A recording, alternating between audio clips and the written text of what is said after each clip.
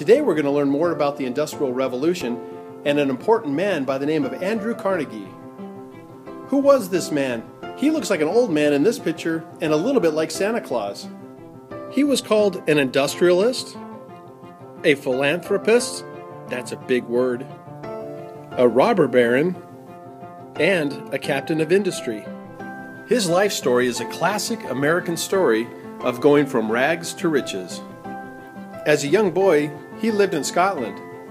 His parents were very poor, and they brought their family to America hoping for better opportunities.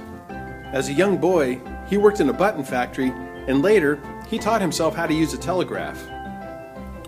He was hired to work on the railroads, and later became a bridge builder. Andrew Carnegie didn't really build the bridges himself, he just sold the iron for the bridges.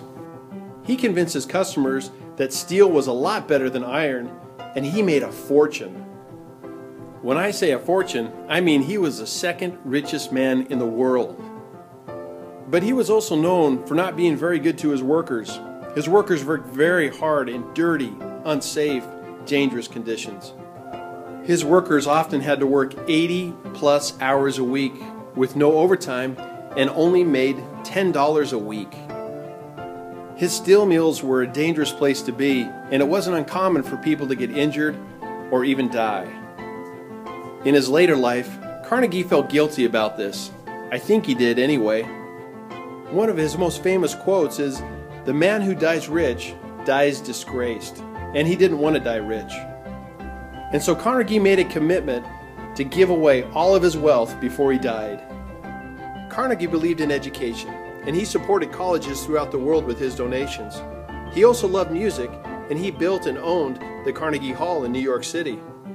Carnegie knew how important knowledge was, and not everybody could go to college, so he's best known for establishing over 3,000 libraries throughout the world, mostly in the United States. By the time that Carnegie died, he had given away over $4.5 billion in today's money. So what was it? Was Carnegie a good guy, or was he a bad guy? It's kind of complicated. I'm going to let you answer that one for yourself.